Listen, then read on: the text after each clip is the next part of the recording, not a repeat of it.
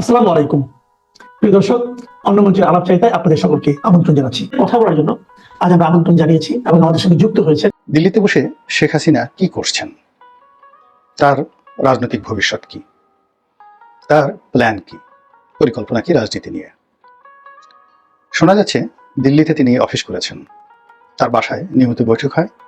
আর দিল্লির যে down town, যেখানে রাজনৈতিক দলগুলোর অফিস রয়েছে, এখন সেটা কি নিজামুদ্দিন নাকি সফদরজং রোড নাকি অন্য কোথাও, সেটা এখন স্পষ্ট আমরা জানি না। আর অন্যদিকে কলকাতাতে আওয়ামী লীগের যে অফিস, সে অফিস জুড়ে সবসময় একটা হই হই রই রই ভাব। ঢাকাতে যেভাবে আওয়ামী লীগের অফিসের একটা রমরমা অবস্থা ছিল, তার সেটা অনেক বেশি। Justice বিকামে political club. বাংলাদেশে যারা ছিলেন তাদের অনেক কাজ ছিল, আর এখন দিল্লিতে কিংবা কলকাতাতে যারা আছেন তারা আসলে অখণ্ড অবসরে আছেন। পেপারে আসছে অনেক মন্ত্রী যারা সাবেক চুলে কলপ মাখছেন, ফেসিয়াল করছেন, অনেকে নিয়মিত ব্যায়াম করছেন যারা কখনো ব্যায়াম করেনি, অনেকে শরীর ফুলাচ্ছেন, পেশি বানাচ্ছেন। এবং সাম্প্রতিক সময় যেটা দেখা গিয়েছে যে গত 4-5 মাস আগে যাদেরকে খুব বিমর্ষ মলিন দেখা যাচ্ছিল, তাদের ইদানিংকালের যে কথাবার্তা এবং ছবি, তা দেখে মনে হচ্ছে তারা বেশ উদ্দীপিত, শক্তি অর্জন করেছেন, সামর্থ্য অর্জন করেছেন এবং যে কোনো একটি টার্গেট পূর্ণ করার জন্য বিশ্বাস এবং আস্থা অর্জন করার চেষ্টা করছেন। কারণটা কি? গত 1 বছরের মধ্যে শেখ হাসিনাকে নিয়ে নানা রকম গুঞ্জন আমরা শুনেছি। তিনি যখন গেলেন, প্রথমত বলা হলো যে তিনি কলকাতাতে গেছেন, ত্রিপুরাতে গেছেন, আসামে আছেন, এরকম নানা কথা। পরে আবার বলা হলো যে না, তিনি এই সামরিক বিমানে করে দিল্লিতে আছেন, তাকে গৃহবন্দী করে রাখা হয়েছে, কেউ তার সঙ্গে দেখা করতে পারে না। ভারত সর্বদলীয়ভাবে সিদ্ধান্ত নিয়ে তাকে 24 ঘন্টার মধ্যে তৃতীয় কোনো দেশে পাঠানো হবে। প্রথমে বলা হলো ইংল্যান্ডে, তারপরে বলা হলো ইংল্যান্ড তাকে নেবে না। তাহলে তিনি কোথায় যাবেন? নিউজিল্যান্ডে যাবেন, যেখানে তার আত্মীয় আছে। মানে নিউজিল্যান্ডের যে এখন রাজ পরিবার রয়েছে, যারা ওখানকার আওয়ামী লীগের মতো বা বিএনপির মতো শক্তিশালী, তো সেই পরিবারের মেয়ে বিয়ে করেছেন। না, নিউজিল্যান্ড না, এটা হলো ফিনল্যান্ড। সেই পরিবারের মেয়ে বিয়ে করেছেন শেখ রেহানার সন্তান, তো ববি। কাজে ববির শ্বশুর দেশে তিনি যাবেন না। আবার কেউ বলে যে না, তিনি তার পুরনো বন্ধু, বাংলাদেশের বন্ধু, আওয়ামী লীগের পারিবারিক বন্ধু, একেবারে শেখ মুজিবুর রহমান বঙ্গবন্ধু, তার জমানা থেকে এখনো পর্যন্ত যে দেশ এবং যে রাষ্ট্রটি কখনো আওয়ামী লীগকে ছেড়ে যায়নি এবং আওয়ামী লীগের সঙ্গে আনকন্ডিশনালি থেকেছে, বেইমানি করে না, মুনাফিকি করেনি, সেই দেশ হলো রাশিয়া। তিনি রাশিয়াতে যাবেন, ভালো কথা। আবার কেউ কেউ বললো যে না, রাশিয়াতে সরাসরি মিস্টার পুতিন তাকে না রেখে, বদনাম হতে পারে, না রেখে তারই তত্ত্বাবধানে তার যে অন্য যে রাষ্ট্রগুলো রয়েছে, রাজ্যগুলো রয়েছে, সেখানে তাকে রাখা হবে। কি যেন উজবেকিস্তান না কাজাকিস্তান, এরকম একটা দেশের নাম আমরা শুনলাম। কিন্তু আলটিমেটলি আসলে কোথাও শেখ হাসিনার যাওয়া হলো না। ভারত তাকে ট্রাভেল পাস দিল, মানে অনেকটা পাসপোর্টের মতো। ভারতের সেই পাসপোর্ট নিয়ে তিনি সারা দুনিয়া ভ্রমণ করতে পারেন, ভারতই সবকিছু ব্যবস্থা করে দিবে। দ্বিতীয়ত, ভারত তাকে ডিপ্লোম্যাট মর্যাদায়, কূটনৈতিক মর্যাদায় এবং যে কোনো একটা দেশের রাষ্ট্রপ্রধান বা সরকার প্রধানের মর্যাদায় তাকে রাষ্ট্রীয় প্রোটোকল দেওয়া শুরু করলো। এরকম খবর যখন এলো, তখন অনেকের মাথায় বাস পড়লো যে এটা কি ধরনের কথা। বাংলাদেশের যারা দেশের বাইরে থাকে টোকাই ইউটিউবার আছে, তো এই সকল টোকাই ইউটিউবার যারা রাজনীতির র বোঝে না, লেখাপড়া ইন্টারমিডিয়েট পাস করেছে, তাও করেছে কিনা সন্দেহ, মানে মানুষকে গালাগাল করা ছাড়া যাদের আসলে রাজনীতির যে থিওলজি সেই সম্পর্কে ন্যূনতম যাদের জ্ঞান নেই, তো তারা অকথ্য ভাষায় গালাগাল শুরু করলো ভারতকে। অসভ্য একটা দেশ, এই করেছে ইত্যাদি ইত্যাদি। তাদের সঙ্গে আমাদের জিহাদ করতে হবে। আর তাদের যে সকল অনুগামী রয়েছেন, যারা তাদেরই মতো বা তাদের মতো নয়, তাদের সেটা আরো নিম্নমানের, হই হই রই রই করে যে না, ভারতকে জ্বালিয়ে দিতে হবে, পুড়িয়ে দিতে হবে, দিল্লি দখল করতে হবে, 7 সিস্টার দখল করতে হবে। আর এই কাজ সামাল দিতে গিয়ে, কর্ম সামাল দিতে গিয়ে বেচারা ডক্টর মোহাম্মদ ইউনূস তিনি ভারী মুসিবতের মধ্যে পড়লেন। অভিজ্ঞ মানুষ, বয়স্ক মানুষ, তিনি জানতেন যে ভারতের সঙ্গে তার বন্ধুত্ব লাগবে, তারপরে ভারতের সঙ্গে তার চেষ্টা লাগবে, তদবির লাগবে। তো এই সকল কাজকর্ম করতে গিয়ে তিনি নরেন্দ্র মোদী সাহেবের সঙ্গে একাধিকবার বৈঠক করার চেষ্টা করলেন, বন্ধুত্ব করার চেষ্টা করলেন। কিন্তু ওখানে এমন একটা পরিস্থিতি তৈরি হলো যে ভারত বাংলাদেশের আর বন্ধু হলো না এবং তারা বলে দিল ভবিষ্যতে যখন কোনো নির্বাচিত সরকার আসবে, তাদের সঙ্গে ভারত সম্পর্ক পুনর্বিবেচনা করবে। ভারতীয় ভিসা, ভারতীয় চিকিৎসা, ভারতীয় আমদানি রপ্তানি, ব্যবসা বাণিজ্য সব ক্ষেত্রে রীতিমতো যে ধস নামলো, এটা এখন পর্যন্ত চলমান। বোঝার চেষ্টা করুন। আমরা চীন থেকে আমদানি করি, কিন্তু আমাদের আমদানির সবচেয়ে বড় পার্টনার ভারত, যেখানে অলমোস্ট আমাদের ইম্পোর্ট বাণিজ্যের 40% ভারত থেকে আসে। আর যদি বেসরকারি বা চোরাচালানির আমরা হিসাব ধরি, আমাদের দেশে অলমোস্ট 70% আমদানি পণ্য ভারত থেকে আসে, 70%, যেটা চোরাচালানি। সেখানে গরু বলেন, মরিচ বলেন, চাল, ডাল, চিনি, আটা, ময়দা থেকে শুরু করে আরো অনেক কিছু, পুরো জিনিসগুলো এখন বন্ধ। ফলে এই দায় আমাদের মেটাতে হচ্ছে বৈধ পথে আমদানির মাধ্যমে, তৃতীয়, চতুর্থ, পঞ্চম দেশ থেকে আমদানির মাধ্যমে। বিশাল ব্যয়, দ্রব্যমূল্য বেড়ে গেছে, আর আমাদের দেশে যা হবার তাই হয়ে গেছে। ডক্টর মোহাম্মদ ইউনূস যেহেতু অর্থনীতির ছাত্র, তিনি এবং তার লোকজন, পররাষ্ট্র উপদেষ্টা, প্রাণান্ত চেষ্টা করেছেন ভারতের সঙ্গে সম্পর্ক স্বাভাবিক করার জন্য। কিন্তু ওই যে বললাম যে টোকাই প্রকৃতির যারা লোকজন রয়েছে, তারা এরকম মানে সেই গল্পের মতো এতটা মানুষের মধ্যে বিভ্রান্তি ছড়িয়ে পড়লো যে ভারতের সঙ্গে আসলে সরকারের যে কোনো নেগোসিয়েশনটা আসলে চালানো ডক্টর মোহাম্মদ ইউনূস সরকারের পক্ষে সম্ভব ছিল না, এবং এখনো সম্ভব নয়। তারা এই টোকাইরা বললো পাকিস্তানে যাও, তারা বললো চীনে যাও, মানে পুরো অর্থনীতি, তারপরে রাজনীতি, সমাজ ব্যবস্থা, রাষ্ট্র ব্যবস্থা, রাষ্ট্রযন্ত্র সব কিছু যখন এলোমেলো হয়ে গেল, এখন এমন একটা অবস্থা এই সময়টিতে এসে, জুলাই আগস্ট বিপ্লবের 1 বছর পর, এখন আসলে কোনো কিছুই কারো নিয়ন্ত্রণে নেই। টোকাইরা আগে যেভাবে কথা বলতেন, তাদের কথা যেভাবে হই হই রই রই উঠত, এখন সেটা হচ্ছে না। টোকাইদের মধ্যে নানা গ্রুপ হয়ে গেছে। একটা গ্রুপ কচুখ্যাতি গ্রুপ, আর একটা গ্রুপ পদবালক গ্রুপ, আর একটা গ্রুপ নানা রকম নিজেদের মানে তাদের যাকে বলা হয় নিজেরা নিজেদেরকে নিচে নামাতে নামাতে এমন একটা জায়গাতে নিয়ে আসছে যে রাষ্ট্রের যারা কর্তা ব্যক্তি, তারা এখন বুঝতে পেরেছেন যে এই সকল লোক রাষ্ট্র শক্তির শত্রু। ফলে রাষ্ট্র তাদেরকে ধরার জন্য ফাঁদ পেতেছে। যে কোনো মূল্যে তাদেরকে এবং তাদের যারা ঘনিষ্ঠজন রয়েছেন, এই রাষ্ট্রের মধ্যে যারা অশান্তি সৃষ্টি করেছেন গত 1 বছর, তাদের সকল তালিকা করে তাদেরকে ধরার জন্য রাষ্ট্রের যত যন্ত্র আছে সর্বোচ্চ সতর্কতা নিয়ে everybody they are trying, this the reality. এখন এই যে একটা বিরাট ক্ষত তৈরি হয়ে গেছে, আপনি তো রাতারাতি চাইলেই এই ক্ষতটা পূর্ণ করতে পারবেন না। ডক্টর মোহাম্মদ ইউনূস, তারেক রহমান সাহেব বলেন, ইভেন শেখ হাসিনা বলেন, ইভেন অতীতের সবচেয়ে বড় শাসক সম্রাট আকবরকে যদি বাংলাদেশে বসিয়ে দেন, অন্তত 7-8 বছরের আগে এই দেশ ঠিক হবে না। শেখ হাসিনার জমানাতে যে ক্ষয়ক্ষতি হয়েছিল, যদি ডক্টর মোহাম্মদ ইউনূস ঠিক মতো চালাতে পারতেন, হয়তো 3 বছরের মধ্যে এটা কাটিয়ে ওঠা সম্ভব ছিল। কিন্তু গত এক বছরে যে সমস্যাগুলো তৈরি হয়েছে, তাতে করে অতীতে শেখ হাসিনার ক্ষতগুলো সারার জন্য 3 বছর, আর এখনই গত 1 বছরে যে ক্ষতগুলো তৈরি হয়েছে, অ্যাটলিস্ট আরো 5 বছর, 8 বছরের আগে এই দেশের কোনো কিছু স্বাভাবিক হবে না। এখন যে সমাজটা, এটা সার্ভাইভাল ফর দ্য ফিটেস্ট। যাদের শক্তি আছে, সামর্থ্য আছে, বুদ্ধি আছে, কৌশল আছে, তারা টিকে থাকতে পারবে, আর বাকি সব নিঃশেষ হয়ে যাবে। চলে যেতে হবে, মরে যেতে হবে, অপদস্থ হতে হবে, ক্ষুধার্ত হতে হবে, এরকম অবস্থা। এই যে বাস্তবতা, এই বাস্তবতাটা বর্তমানে যারা রাষ্ট্রযন্ত্রে আছেন তারা হাড়ে হাড়ে টের পাচ্ছেন।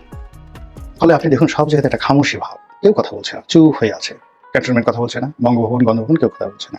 কিন্তু এই দুর্বলতাটাকে কাজে লাগিয়ে শেখ হাসিনা তার তৎপরতা বাড়িয়ে দিয়েছেন। কি বাড়িয়ে দিয়েছেন? আমরা যেটা জানতে পারছি, তিনি আগামীতে নির্বাচন হবে, সেই নির্বাচনে অংশগ্রহণ করবেন। Can you imagine? কি কথা তিনি বলছেন? কনফিডেন্স কোথায়, কোন সূত্রে, কেন, কিভাবে তিনি আসবেন, নির্বাচন করবেন, এই কথাগুলো তিনি বলছেন। 2 নম্বরে আবার যে তত্ত্বাবধায়ক ব্যবস্থা ধ্বংস করেছেন, সংবিধান নষ্ট করেছেন, তিনি আবার বলছেন যে আমরা তত্ত্বাবধায়ক সরকার ছাড়া নির্বাচন করব না। তাহলে তার যে আত্মবিশ্বাস, সেটা কোন জায়গা থেকে পৌঁছে গেছে? প্রথমত তিনি নির্বাচন করবেন, দ্বিতীয়ত তিনি আত্মবিশ্বাসী বলেছেন যে তাদের ছাড়া নির্বাচন হবে না, এবং তারা তত্ত্বাবধায়ক সরকার ছাড়া অন্য কোনো নির্বাচন মেনে নেবে না। গেল। যার যারা লোকজন আছেন তারা বলার চেষ্টা করছেন তিনি এখনো বৈধ প্রধানমন্ত্রী, রেস্টে আছেন, বেড়াতে গেছেন, এক্সাইলে আছেন। তিনি বাংলাদেশে ফিরবেন এবং তার সেই সাবেক যে অবস্থা, সংসদ চালু হবে, আবার সেই দিন যাকে বলে সানাই নহবত বসতে থাকবে, এবং তিনি শক্ত হাতে ক্ষমতা চালাতে থাকবেন। আর তার এই কথা শুনে তার আমলে যারা নির্বাসিত হয়েছে, নির্যাতিত হয়েছে, তাদের সে যে কি কম্পন, এটা বলার মতো নয়। যতবারই শেখ হাসিনার কণ্ঠ তারা শুনছে, ততবারই যাকে বলা হয় তাদের মধ্যে কম্পন তৈরি হয়েছে। ঘটনাটা এরকম যে ধরুন আপনি যদি কখনো সাপের কামড় খান এবং প্রাণে বেঁচে যান, সাপের ফোঁস শব্দ শুনলে আপনি সেন্সারলেস হয়ে পড়বেন। আপনি যদি বাঘের যাকে বলে থাবা আপনার শরীরের উপর পড়ে, তারপর আপনি যদি কখনো বাঘের গন্ধ শুকেন, মুহূর্তের মধ্যে আপনি সেন্সলেস হয়ে পড়বেন। শেখ হাসিনা যাদের উপর জুলুম করেছেন, অত্যাচার করেছেন, এই জুলুম অত্যাচার বাঘের থাবা এর চাইতে মানে যাকে বলা হয় নির্মম নিষ্ঠুর ছিল। ওই যে সুরেন্দ্র সেনগুপ্ত বলে গেছেন, বাঘে ধরলে বাঘ ছেড়ে দেয় অনেক সময়। আপনি যদি বাঘের সামনে খুব অভিনয় করতে পারেন যে আপনি মরে গেছেন, নিঃশ্বাস প্রশ্বাস বন্ধ করেছেন, বাঘ মরা মানুষের সাথে যুদ্ধ করে না, তো বাঘ আপনাকে ছেড়ে চলে যাবে। কিন্তু শেখ হাসিনা আপনাকে খোঁচাবে, আপনি আসলে মরেছেন কিনা দেখবে, এবং শতভাগ নিশ্চিত হওয়ার পর এরপর আপনার মৃত যে লাশ, সেই লাশের সঙ্গে সে কি করবে এটা সে সিদ্ধান্ত নেবে, কিন্তু আপনাকে ছাড়বে না। তার 15 বছরের শাসন এমনই মনে হয়েছে। আর এই 15 বছরের শাসনের আগে তিনি আরো 5 বছর শাসন করেছেন। সব মিলিয়ে 20 বছর তিনি এই রাষ্ট্র চালিয়েছেন। কেন ইমাজিন, 20 বছর সম্রাট শাহজাহানও 20 বছর দিল্লি সিংহাসন চালিয়েছেন, জাহাঙ্গীরও 22 বছরের মতো সিংহাসন চালিয়েছেন। আর এর বাইরে তিনি দল চালিয়েছেন 1981 সন থেকে কন্টিনিউয়াসলি। আওয়ামী লীগের মতো একটা বড় দল চালানো, একটা রাষ্ট্র চালানোর চাইতে অনেক বড়। মালদ্বীপের মতো একটা ছোট রাষ্ট্রে কয়জন জনগণ? আওয়ামী লীগের ভোটার সংখ্যা যদি 18 কোটি মানুষ যদি ধরেন, তার 35% যদি আওয়ামী লীগের ভোটার হয়, তারপর তার যারা সহযোগী রয়েছে তাদের যদি আরো 15% হয়, তাহলে 50% জনগণ যারা শেখ হাসিনার কথায় অতীতের মধ্যে এখনো নড়াচড়া করছে, তাহলে 9 কোটি মানুষ। এই 9 কোটি মানুষকে তিনি রাষ্ট্র ক্ষমতায় থেকেও ডান্ডা মেরেছেন, প্রভাবাধীন রেখেছেন, নিয়ন্ত্রণ রেখেছেন, আর এখনো রাখছেন। এবং তারা যত কিছু হোক না কেন, তারা অন্ধের মতো শেখ হাসিনা জয় বাংলা, জয় বঙ্গবন্ধু, এবং তাদের একটা অংশ মনে করে শেখ হাসিনা আবার ফিরে আসবে এবং সাবেক সেই জায়গাতে যা হোক। এনিওয়ে, তো এরকম যখন একটা অবস্থা চলছে আমাদের দেশে, যখন একেবারে সমস্যায় আমরা জর্জরিত, বিশ্বাস আস্থা নির্ভরতা কোথাও নেই, ঠিক সেই সময়টাতে হঠাৎ করে শেখ হাসিনার তৎপরতা বেড়ে গেছে। তিনি অফিস খুলে বসেছেন, যেটা শোনা যাচ্ছে দিল্লি থেকে নিয়মিত লোক তার বাসায় যাচ্ছেন। তারপর কলকাতাতে যারা আছেন তারা অনেকে দিল্লিতে বাসা ভাড়া করছেন টেম্পোরারি। কলকাতা থেকে দিল্লিতে গিয়ে তারা সিরিজ বৈঠক করছেন সকাল থেকে রাত পর্যন্ত। জয়ের বন্ধু হিসেবে পরিচিত মোহাম্মদ আরাফাত, তো মোহাম্মদ আরাফাত একটা সাক্ষাৎকার দেখলাম যে কোথায় দিয়েছেন, যেটা ভাইরাল হয়ে গেছে। তিনি বলছেন সকাল থেকে রাত পর্যন্ত এত পরিশ্রম করতে হচ্ছে, কাজ করতে হচ্ছে, যে কোথা থেকে যে সময় চলে যায়, কখন দিন হয় কখন রাত হয় টের পায় না। অন্যান্য যারা আওয়ামী লীগের নেতৃবৃন্দ রয়েছেন, বিশেষ করে আওয়ামী লীগের যারা ব্রেইন হিসেবে কাজ করেছে, সাংগঠনিক ব্রেইন, যেমন ধরেন লিয়াকত শিকদার, ছাত্রলীগের লিয়াকত শিকদার, তারপরে যেমন ধরেন খালিদ মাহমুদ চৌধুরী মন্ত্রী ছিলেন, তারপরে শেখর প্রধানমন্ত্রীর এপিও ছিলেন, এমপি ছিলেন, তারপর সেলিম মাহমুদ, ডক্টর সেলিম মাহমুদ, এরপর স্বরাষ্ট্রমন্ত্রী আসাদুজ্জামান কামাল, এরকম অসংখ্য মহিবুল হাসান চৌধুরী, এমনকি ওই যে জাভেদ, লন্ডনে যিনি আছেন জাভেদ, সমর রেজাউল করিম, এই মানুষগুলো প্রতিটা মুহূর্ত বলতে গেলে দলের জন্য সারাক্ষণ তারা কিভাবে প্ল্যান করবে, কিভাবে কি করবে, এই কাজে প্রত্যেকটা মানুষ নিজেরা সিরিজ বৈঠক করছে। তার সঙ্গে সঙ্গে শেখ হাসিনার সঙ্গে সিরিজ বৈঠক করছে, যেটা এই 3 মাস আগেও আমরা এই ঘটনাগুলো শুনতে পারিনি। হঠাৎ করে এরকম হলো কেন? এবং ইন্টারনেটে আপনি দেখবেন যে এই যে মানুষগুলোর নাম শুনলাম, এদের অনেকেই ইদানিং বেশ কথাবার্তা বলছে। আপনি নিঝুম মজুমদারের কথা চিন্তা করেন, তারপরে অমির রহমান পিয়ালের কথা চিন্তা করেন, অমির রহমান পিয়াল, তারপরে আরিফ জেপতিকের কথা চিন্তা করেন, নবনীতা চৌধুরীর কথা চিন্তা করেন, শারমিন চৌধুরী, সুলতানা রহমান, এই নামগুলো তো আপনারা জানেন সবাই। আজ থেকে 6 মাস আগে দেখুন তাদের যে পেজগুলো চলতো, তাদের যে ভিডিওগুলো চলতো, তাদের যে কথাবার্তা ছিল, সেখানে হতাশার সুর ছিল, নানা রকম ব্যঙ্গ ছিল, বিদ্রুপ ছিল, কিন্তু সবাই কিভাবে যেন একটা ঝাঁকি দিয়ে উঠেছেন। সবার মধ্যে কি যে ধরনের যেন একটা উদ্দীপনা চলে এসেছে, সবাই প্রচন্ড ব্যস্ত হয়ে পড়েছেন। আর তার সঙ্গে সঙ্গে শেখ হাসিনার এই তৎপরতা কি হতে পারে? শেখ হাসিনা এই দেশের 12টা বাজিয়ে গেছে, আর ডক্টর মোহাম্মদ ইউনূস ইতিমধ্যে গত 1 বছর 24 বাজিয়ে দিয়েছে, দ্বিগুণ কর্ম করেছে। তাহলে বোঝার চেষ্টা করুন যে শেখ হাসিনা যদি 15 বছরে 12টা বাজায়, যোগ একটা সাধারণ ঐকিক অঙ্ক করেন, 15 বছরে 12টা বাজিয়েছে, 1 বছরে ডক্টর ইউনূস বাজিয়েছেন 24টা। তাহলে ডক্টর মোহাম্মদ ইউনূস যদি 15 বছর সময় পান, তাহলে বাংলাদেশের কয়টা বাজবে একটু আন্দাজ করতে থাকেন। এবং এরকম একটা গুরুতর অভিযোগ জানাতন লোক নয়, মির্জা আব্বাসের মতো সিনিয়র শীর্ষ নেতা এই বক্তব্য দিচ্ছেন। আপনারা সবাই জানেন যে বিএনপির রাজনীতিতে যে সকল শীর্ষ নেতৃবৃন্দ রয়েছেন, যেমন মির্জা ফখরুল ইসলাম আলমগীর, মির্জা আব্বাস, তারপরে জনাব সালাউদ্দিন সাহেব, এরপরে আমির খসরু মাহমুদ চৌধুরী, এই মানুষগুলো যারা শীর্ষ পর্যায়ে রয়েছেন, আরো কয়েকজন, কিন্তু এদের নামে বারবার আসছেন। তো তাদের ব্যক্তিগত জীবন, রাজনৈতিক জীবন, বিএনপি বিরোধী যারা শক্তি রয়েছেন তারা তছনছ করে দিচ্ছেন। সরকার যারা চালাচ্ছেন তারা এই সবাইকে টার্গেট করেছেন। আবার সরকারের সঙ্গে আছেন যারা সাহায্যকারী, সরকারের তাবেদারও বলতে পারেন, অথবা তাদেরকে ডিফ্যাক্টো সরকার বলতে পারেন, বিএনপি বিরোধী বলতে পারেন। এইরকম পক্ষগুলো যারা সরকারের সঙ্গে সম্পৃক্ত, সেখানে এনসিপি বলেন, জামাত বলেন, অন্যান্য ছোট ছোট যে সকল দল রয়েছেন যারা তলে তলে সরকারের সঙ্গে আছেন, তারা চান যে ডক্টর মোহাম্মদ ইউনূস 1000 বছর বাংলাদেশে থাকুন, তিনি প্রতি বছর বাংলাদেশে একটা করে নোবেল পুরস্কার নিয়ে আসুন। তারা চাচ্ছেন যে তিনি প্রতি মাসে বিদেশে যান এবং প্রতি মাসে বিদেশে গিয়ে 2-3টি ডক্টরেট ডিগ্রি বাংলাদেশে নিয়ে আসেন। তো এইরকম যারা ডক্টর মোহাম্মদ ইউনূসের কল্যাণ কামনা করছেন, তার দীর্ঘায়ু কামনা করছেন, তার সফলতা কামনা করছেন, তাদের 2 চক্ষের শুল হলো 1 নম্বরে তারেক রহমান। তারা তারেক রহমানকে দেখলেই তাদের ঘুম হারাম হয়ে যায়। আমি অনেক বিএনপি বিরোধী শক্তি তাদের এই কিছু ভিডিও শুনেছি, তাদের একান্ত আলাপ আলোচনা শুনেছি। তারা তারেক রহমান সাহেবের নামও শুনতে পারেন না, তার চেহারাও দেখতে পারেন না। যদি সামাজিক মাধ্যমে তারেক রহমান সাহেবের কোনো বক্তব্য তারা শুনেন, কোনো কথা শুনেন, তাহলে তারা রীতিমতো অস্থির হয়ে যান, পাগল হয়ে যান, অ্যালার্জি এসে যায় শরীরে। এবং অনেকে বলেন যে আমাকে মেডিটেশন করতে হয়। এতটা বিরক্তি লাগে যে তার কথা শুনলে, তার চেহারা দেখলে আমাকে মেডিটেশন করে, যোগ ব্যায়াম করে এই মন থেকে তারেক রহমানের কথা, বক্তব্য, চেহারা এগুলো আমাকে মুছে দেওয়ার জন্য কষ্ট করতে হয়। তো বোঝার চেষ্টা করেন যে এই কথাগুলো আমি বললাম যে আমি তথ্য প্রমাণ সহকারী কথাগুলো বলতে পারবো।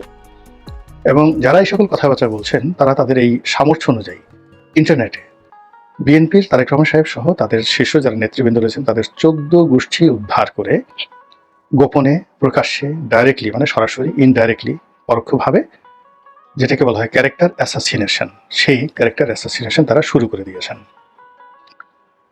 তো সেই দিক থেকে মির্জা আব্বাস, যেহেতু তিনি বিএনপির একজন ডিফ্যাক্টো ক্ষমতাধর ব্যক্তি, তার প্রতিও বিএনপি বিরোধী শক্তির আক্রমণ চরমে। তাকে অশ্লীল, অশ্রাব্য ভাষায় গালাগাল দেওয়া হচ্ছে।